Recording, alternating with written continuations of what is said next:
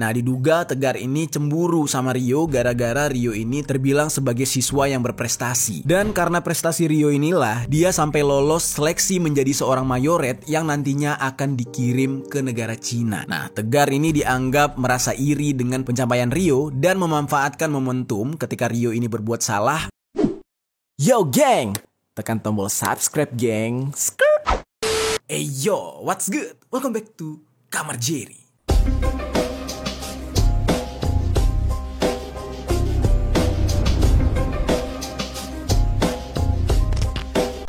Geng. Konten hari ini berhubungan dengan dunia pendidikan di Indonesia. Konten ini dibuat bertujuan untuk mengedukasi teman-teman semua, terutama teman-teman yang statusnya masih pelajar, untuk saling mengayomi, saling menyayangi sesama teman-teman pelajar lainnya. Jangan melakukan tindakan-tindakan di luar batas, hal yang tidak diinginkan atau hal yang fatal seperti yang akan kita bicarakan ini tidak terjadi. Oke? Sekarang kita akan bahas mengenai sebuah kasus yang menurut gua bikin elus dada. Semoga kalian bisa menanggapinya dengan bijak.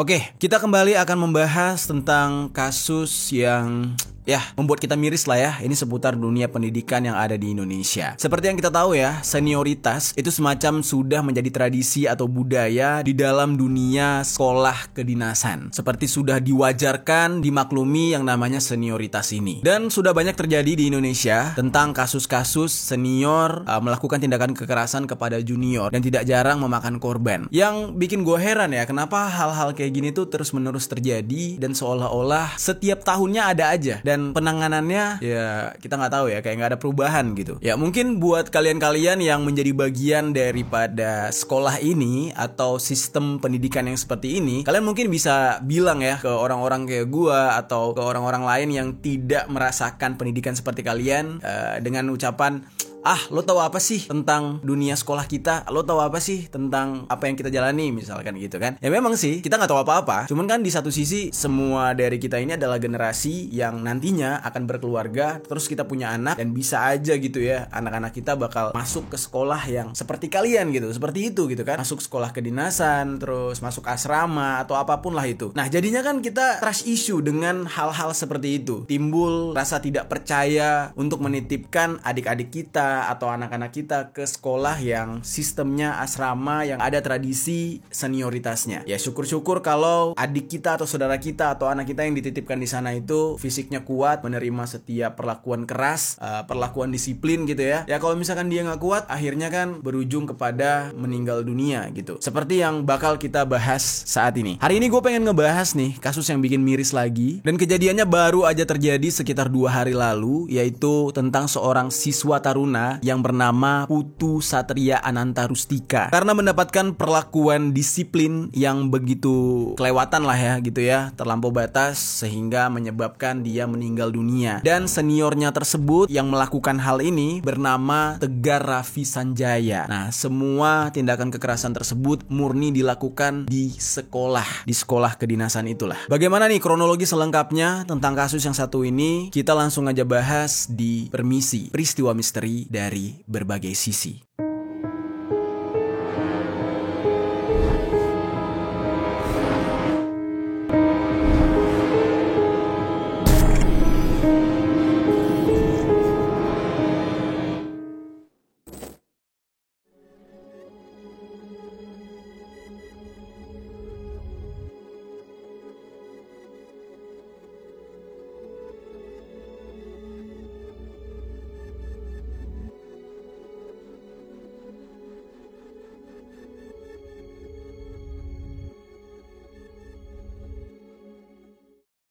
Oke, sebelum kita bahas ke kronologi kejadiannya, kita bahas dulu profil dari korban gitu ya, yang bernama Putu Satria. Oke, nama lengkapnya Putu Satria Ananta Rustika. Dia ini sering dipanggil Rio. Dia berasal dari Desa Gunaksa, Kecamatan Dawan, Kabupaten Klungkung, Bali. Dia lahir pada tanggal 13 Juni tahun 2005. Nah, Rio ini merupakan anak dari pasangan Ketut Swastika, yang mana ayahnya ini bekerja sebagai pedagang dan ibunya bernama Ninengah Rusmini yang berprofesi sebagai bidan. Rio ini punya 2 adik. Adiknya itu masing-masing masih duduk di bangku SMA dan juga kelas 6 sama SD. Sebagai kakak yang tertua, Rio ini dikenal cukup dekat dengan adik-adiknya, cukup mengayomi gitu ya, bukan tipikal orang yang kasar. Dan secara pribadi, Rio ini sendiri dikenal oleh warga sekitar di lingkungan tempat dia tinggal sebagai remaja yang mudah bergaul dan memiliki banyak teman. Nah, Rio ini juga dikenal cukup tangguh anaknya gitu ya, dan dia adalah orang yang memiliki pendirian serta pantang menyerah, apalagi demi mengejar cita-cita yang dia inginkan. Nah, namun geng, tidak banyak informasi yang menceritakan bagaimana latar belakang Rio atau masa kecilnya seperti apa. Tapi yang jelas, ketika dia masih SMA, Rio ini sempat menjadi anggota Paskibra untuk Kabupaten Klungkung. Nah, jadi bisa dikatakan dia cukup berprestasi. Nah, makanya nggak salah kalau Rio ini berkeinginan sejak lama untuk masuk ke dalam sekolah kedinasan. Dan keinginan dia tersebut baru tercapai setelah dia diterima di Sekolah Tinggi Ilmu Pelayaran atau STIP yang ada di Jakarta, yang berada di wilayah Cilincing, Jakarta Utara sejak bulan September tahun 2023. Kedua orang tuanya cukup mendukung Rio gitu ya. Baik ayahnya yaitu Ketut dan juga ibunya Rusmini benar-benar mendukung cita-cita anaknya ini. Lagian siapa juga orang tua yang gak bangga gitu ya ngelihat anaknya itu menjalani pendidikan di sekolah kedinasan. Itu udah pasti menjadi cita-cita banyak orang tua lah. Akhirnya singkat cerita, Rio yang berasal dari Bali ini merantau ke Jakarta untuk menempuh pendidikannya tersebut, yang udah pasti dia harus tinggal di asrama bersama teman-temannya yang lain, termasuk kakak kelasnya atau senior-seniornya. Selama Rio ini sekolah di STIP, sebenarnya nggak ada yang janggal, belum ada yang aneh, semuanya berjalan lancar, dan setiap harinya Rio ini sering berkabar dengan sang ibu. Dan selama dia berkomunikasi dengan ibunya, dia nggak pernah mengeluh atau menceritakan kejadian buruk apapun yang dia alami selama di asrama. Dan dari semua yang dia ceritakan, terdengar seperti baik-baik aja. Jadi ibunya atau kedua orang tuanya gitu ya, sama sekali nggak khawatir. Mereka merasa semuanya aman-aman aja selama anak mereka mengikuti pendidikan di STIP. Lalu geng, singkat cerita, di tanggal 1 Mei, yang kebetulan bertepatan dengan tanggal merah di saat itu. Nah, Rio ini sempat menghubungi ayahnya atau berkomunikasi dengan ayahnya melalui pesan WhatsApp. Dan di dalam percakapan itu, Rio mengingatkan ayahnya, Ketut, untuk mengganti strip atau stiker di sepeda motornya. Jadi obrolan harian bersama sang ayah lah. Hal-hal yang dibahas juga nggak yang penting-penting banget lah gitu. Dan itu merupakan komunikasi terakhir antara Rio dengan sang ayah. Oke, di sini kita bisa lihat ya geng, kalau Rio ini ternyata cukup dekat dengan keluarganya dan merupakan anak yang patuh atau penurut kepada orang tuanya. Nah, sekarang kita masuk ke dalam pembahasan kronologi kejadian yang tragis menimpa Rio.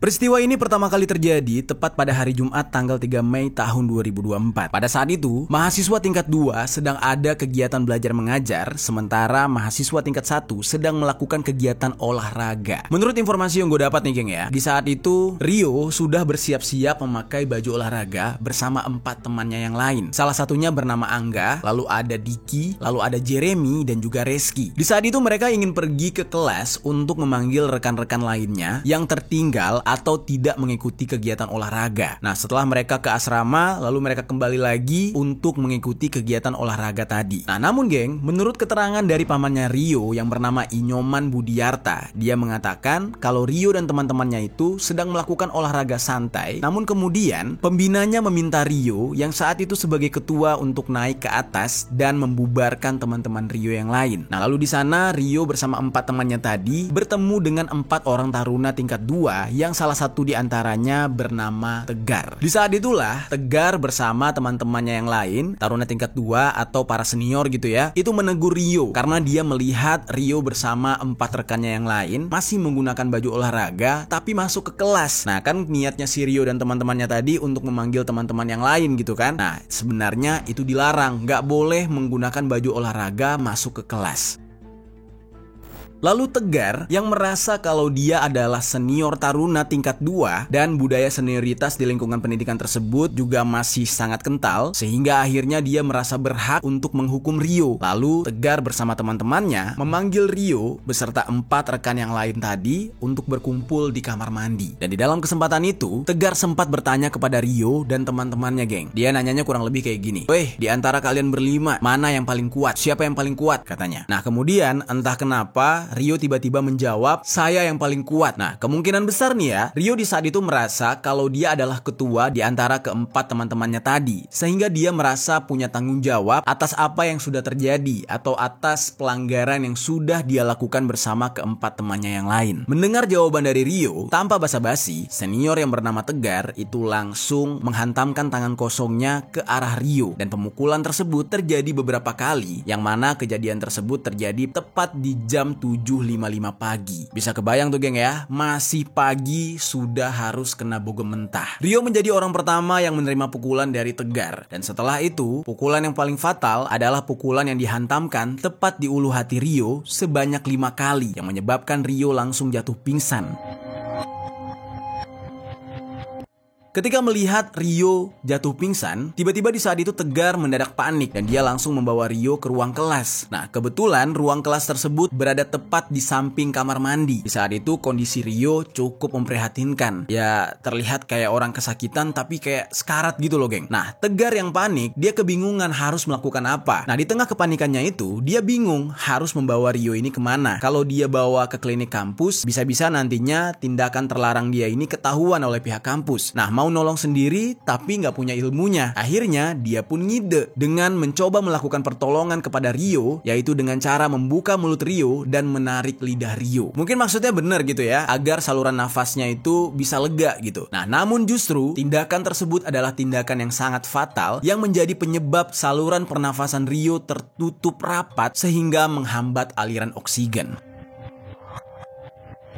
Karena di saat itu kondisi Rio tetap tidak sadarkan diri, akhirnya Tegar bersama teman-temannya membawa Rio ke klinik kampus untuk mendapatkan penanganan lebih lanjut. Dan sesampainya di klinik kampus, kondisi berubah menjadi horor. Yang mana ternyata saat diperiksa, Rio sudah dalam kondisi tidak lagi bernyawa alias tewas.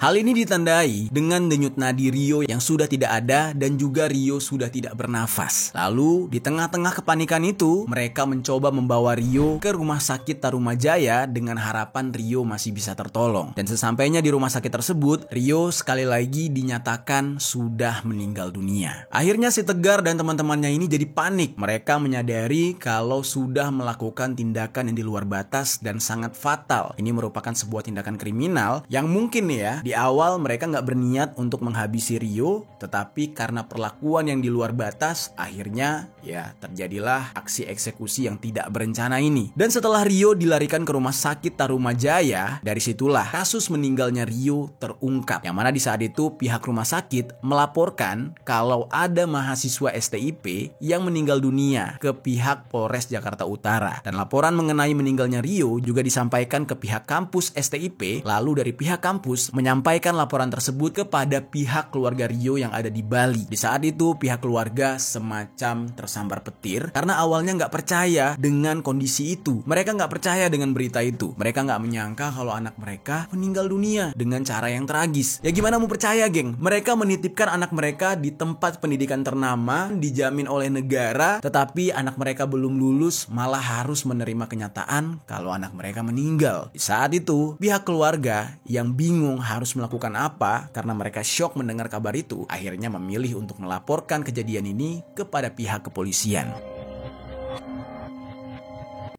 Di saat itu, informasi atau keterangan tentang penyebab dari meninggalnya Rio ini belum diketahui. Nah, sampai pada akhirnya, karena polisi mencurigai adanya tindakan kekerasan, karena laporan dari pihak rumah sakit terdapat beberapa bekas luka di tubuh Rio yang merupakan bekas luka seperti menerima tindakan kekerasan. Nah, akhirnya polisi langsung menyelidiki kasus ini. Di saat itu, polisi meminta pihak rumah sakit untuk melakukan otopsi terhadap jenazah Rio, yang mana akhirnya otopsi dilaksanakan di Rumah Sakit Polri Kramat Jati. Dan proses otopsi itu berjalan kurang lebih 3 jam dari jam 9 pagi sampai dengan jam 12 siang. Nah, dari hasil otopsi semuanya terlihat Rio mengalami luka memar tepat di bagian lengan atas, dada, dan juga lecet di bagian bibir. Yang mana itu semua jelas-jelas akibat hantaman benda tumpul. Memar juga terlihat di bagian paru-paru serta organ dalamnya Rio. Dan setelah semua proses autopsi selesai dilakukan, jenazah Rio dikembalikan kepada keluarga dan langsung diterbangkan ke kampung halamannya ke Bali. Dan sampailah di Bali tepat pada hari Minggu tanggal 5 Mei tahun 2024 jam 10 pagi waktu Indonesia bagian tengah. Nah, di saat itu, isak tangis dari keluarga dan kerabat mulai pecah saat jenazah Rio diturunkan dari mobil ambulans di RSUD Klungkung. Ibunya yang bernama Rusmini tidak kuasa menahan tangis ketika melihat peti jenazah Rio. Dan Rusmini di saat itu sampai tidak bisa bangun, dia lemas, tidak menyangka anak laki-lakinya harus menerima kondisi setragis itu. Nah, bahkan di saat itu, Rusmini sempat diajak oleh rekan kerjanya yang ikut menemani dia untuk duduk sebentar di ruang administrasi instalasi pemulasaran jenazah atau IPJ. Nah, di sana dia ditenangkan oleh beberapa kerabatnya dan setelah dia berhasil ditenangkan, barulah Rusmini diajak masuk lagi ke ruang IPJ dan di saat itu terlihat dia sangat terpukul. Dia mengusap-ngusap foto anaknya Rio yang dipasang di atas peti jenazah. Untuk sementara waktu, jenazah Rio itu dititipkan di ruang jenazah RSUD Klungkung sampai hari Kamis tanggal 9 Mei tahun 2024. Dan di tanggal 10 Mei tahun 2024 atau keesokan harinya, jenazah akan dipulangkan dan akan langsung dikremasi sesuai dengan adat istiadat yang dianut oleh keluarganya. Nah, jadi begitulah kronologi singkatnya, geng, ketika kejadian tragis menimpa Rio. Kejadiannya cukup singkat, cukup cepat gitu ya, dan tidak ada yang menyangka. Bahkan si pelaku pun gak menyangka apa yang dia perbuat itu bisa berakibat sangat fatal gitu. Nah, ini mungkin bisa jadi pelajaran juga nih buat kita semua. Karena ya kita tidak bisa menormalisasikan tradisi senioritas yang dicampur dengan kekerasan. Kalau misalkan mau tetap ada tradisi senioritas ya gak apa-apa, tapi kayak penindakannya itu harus terukur gitu. Misal nih ya, kalau memang mau menghukum, kenapa gak menghukum dengan cara disuruh push up, disuruh sit up, atau disuruh lari keliling lapangan? Ya mungkin dengan porsi yang terukur juga. Ketimbang harus melepaskan emosi, mengekspresikan kemarahan, menghantam anak orang, mukul anak orang, kan akibatnya fatal gitu. Kalau misalkan dihukumnya dengan berolahraga, ya kan, disuruh push up berapa kali, ya mungkin hal itu bukannya membuat si juniornya sakit hati, malah berterima kasih suatu hari. Karena kan dengan begitu si juniornya bakal ingat terus, wah ini senior gue nih yang pernah ngingatin gue dulu. Dan hukuman yang dia lakukan justru menyadarkan gue kalau gue salah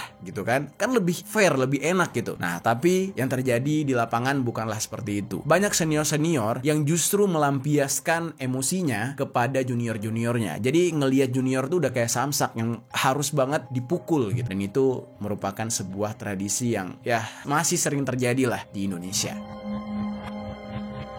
Oke, sekarang kita masuk ke dalam pembahasan proses penyelidikan dari kasus ini.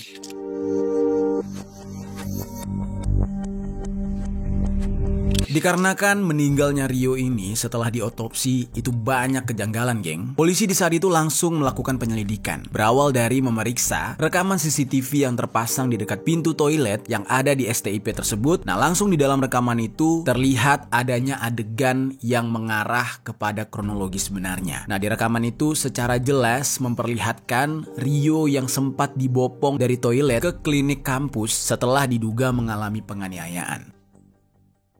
Di saat itu, ada keterangan yang datang dari Kapolres Metro Jakarta Utara, yaitu Pak Gideon Arif Setiawan. Beliau mengatakan, bukti rekaman CCTV tersebut sudah menjadi bukti yang sangat cukup dan juga jelas untuk menceritakan rangkaian peristiwa yang terjadi di kamar mandi atau di toilet STIP. Nah, selain rekaman CCTV tersebut, pihak kepolisian juga sudah mengamankan beberapa senior yang diduga melakukan penganiayaan terhadap Rio, yang jelas sekali wajah-wajah mereka terekam di CCTV.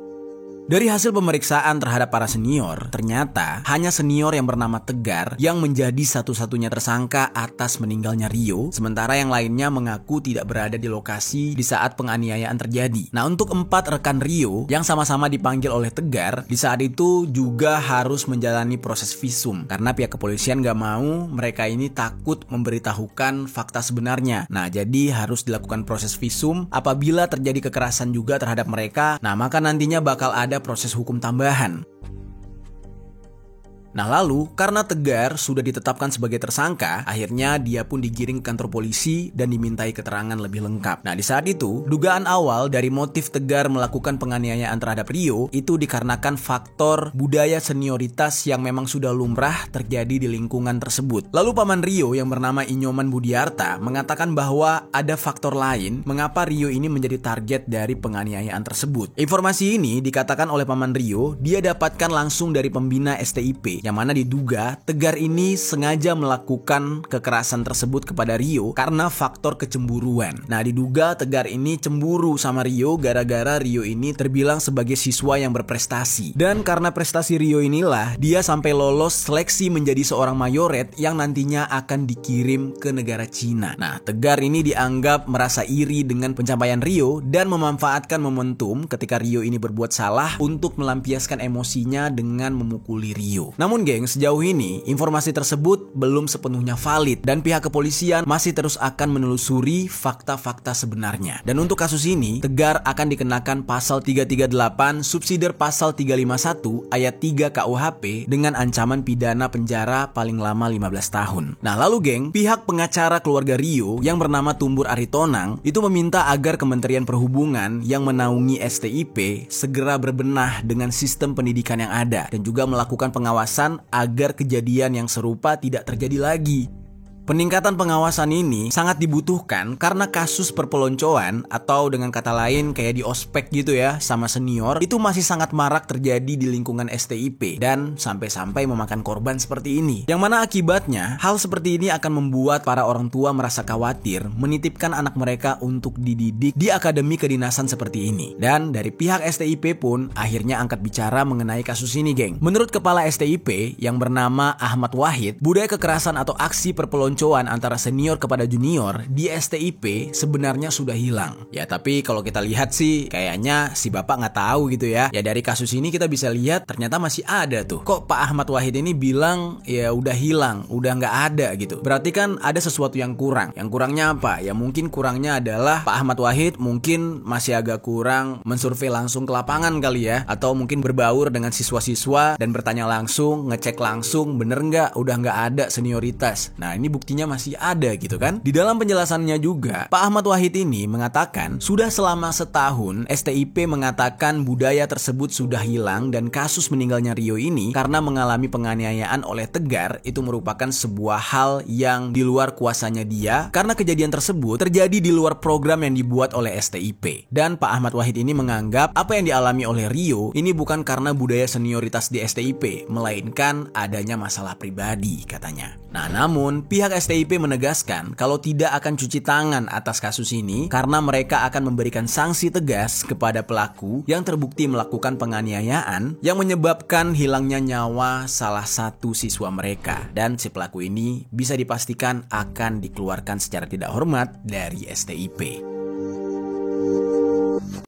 Nah lalu geng, Kementerian Perhubungan yang menaungi STIP ini akan melakukan investigasi melalui Badan Pengembangan Sumber Daya Manusia Perhubungan atau disingkat dengan BPSDMP mengenai kasus yang menimpa Rio supaya kedepannya tidak ada korban lainnya. Di saat itu, pihak Kementerian Perhubungan juga mengatakan akan menambah banyak lagi CCTV di beberapa titik blank spot yang ada di kampus tersebut. Dan tidak hanya di STIP, CCTV juga akan ditambah di kampus-kampus yang masuk ke dalam pengawasan BPSDMP. Nah, selain CCTV, BPSDMP juga menambahkan personel pengasuh dan pengawas di area kelas. Lalu juga diakses tangga serta lorong, bahkan sampai ke toilet sebagai bentuk pencegahan terhadap kasus serupa agar tidak terjadi lagi. Nah, jadi kasus ini nggak berbelit-belit, nggak bertele-tele, pelakunya langsung ditangkap. Dan sampai saat sekarang ini kasusnya masih diproses, geng. Nanti kita tunggu aja hasilnya seperti apa.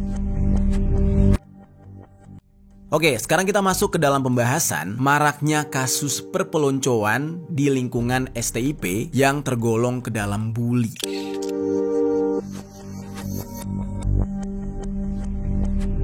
Seperti yang gue katakan tadi, menurut kepala dari STIP bernama Pak Ahmad Wahid, beliau mengatakan kalau perpeloncoan di STIP udah 1 tahun menghilang. Nah, tapi sayangnya ternyata kecolongan lagi terjadi lagi dan menyebabkan meninggalnya Rio. Nah, kita agak tarik mundur dulu geng sedikit. Ini memang agak sedikit jauh sih. Pernah terjadi di tanggal 12 Mei tahun 2008, yaitu menimpa seorang taruna tingkat pertama STIP yang bernama Agung Begul Tom. Dia meninggal dunia di tangan 10 taruna senior. Di saat itu, Agung meninggal diduga karena kelelahan sehabis mengikuti latihan pedang pora oleh pihak STIP. Jadi pada awalnya itu ya meninggalnya dia ini dianggap normal, dianggap bukan karena tindakan kekerasan, tetapi lebih kepada ya faktor alami, yaitu kelelahan. Nah, tetapi pihak kepolisian melihat adanya kejanggalan dari meninggalnya Agung ini, sehingga pihak kepolisian mendesak keluarganya Agung agar mengizinkan jenazah Agung untuk diotopsi. Nah, lalu tiba-tiba ada 3 orang taruna yang membuat laporan atau pengakuan kalau mereka sudah dianiaya atau mengalami penganiayaan beserta dengan Agung juga dianiaya katanya.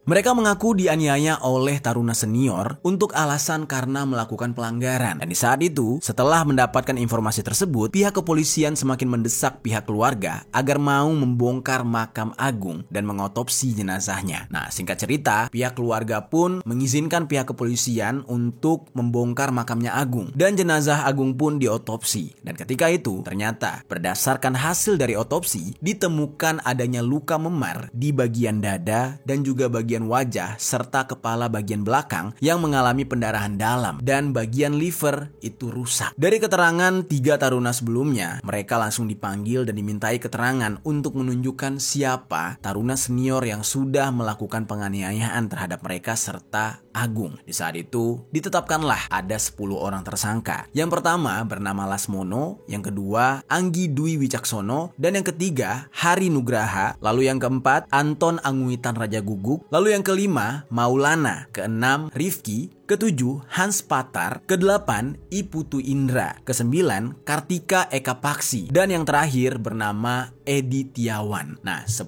orang senior inilah yang ternyata melakukan tindakan kekerasan kepada juniornya. Salah satunya adalah korban yang meninggal dunia yang bernama Agung. Nah, itu satu kasus yang terjadi pada tahun 2008. Nah, lalu kita bergeser ke tahun berikutnya, yaitu pada tahun 2014, tepatnya tanggal 25 April. Kali ini, sebuah kasus menimpa seorang taruna STIP yang bernama Dimas Dikta Handoko, yang saat itu masih berusia 19 tahun. Nah, Dimas itu meregang nyawa ketika dianiaya oleh para senior di kosannya dia yang berlokasi di daerah Semper Barat, Cilincing, Jakarta Utara. Nah, alasan Dimas mengalami penganiayaan ini gara-gara seniornya menganggap Dimas ini tidak menghormati mereka. Dan diketahui nama para senior yang melakukan tindakan kekerasan ini, yang pertama yaitu Angga Afriandi, lalu ada Fahri Husaini Kurniawan, dan Adnan Fauzi Pasaribu. Mereka melakukan tindakan tersebut dengan cara menghantam perut sebelah kanan Dimas sebanyak 4 kali, lalu sampai menampar Dimas. Akibat dari perlakuan itu, Dimas langsung jatuh dan tidak sadarkan diri. Dan di saat melihat Dimas tidak sadarkan diri, barulah para pelaku ini panik dan berusaha untuk menolong Dimas dengan memberikan Dimas obat masuk angin. Nah, tetapi di saat itu, Dimas sama sekali tidak bereaksi, sehingga karena saking paniknya, mereka langsung membawa Dimas ke rumah sakit pelabuhan di daerah Koja, Jakarta Utara. Dan di rumah sakit tersebut, Dimas dinyatakan meninggal dunia.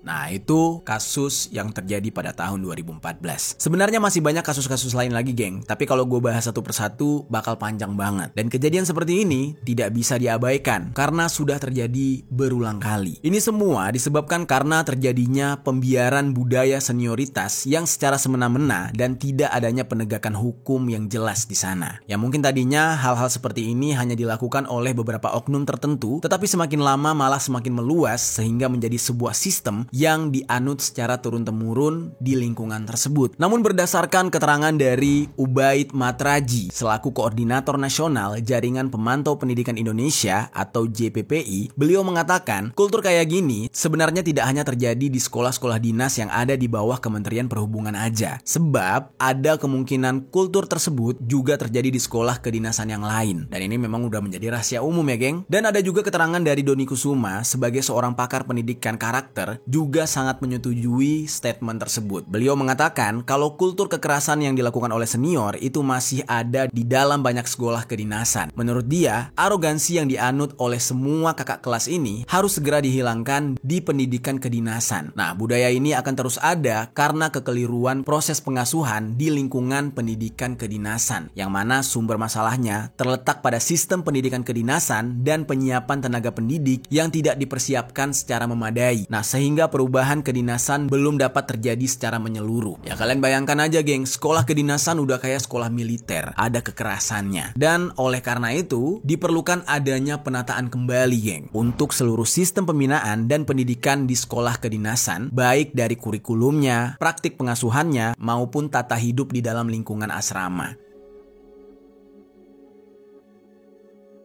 Nah itu dia geng, kasus yang dialami oleh seorang taruna atau siswa yang bernama Rio, yang mana dia harus meregang nyawa hanya karena melakukan kesalahan yang tidak terlalu fatal, sepele gitu ya. Dan seniornya itu malah melakukan kekerasan fisik yang menyebabkan Rio meninggal dunia. Kira-kira geng, dari pembahasan kita ini pelajaran apa yang bisa kita ambil ya menurut kalian? Coba tinggalkan komentar di bawah.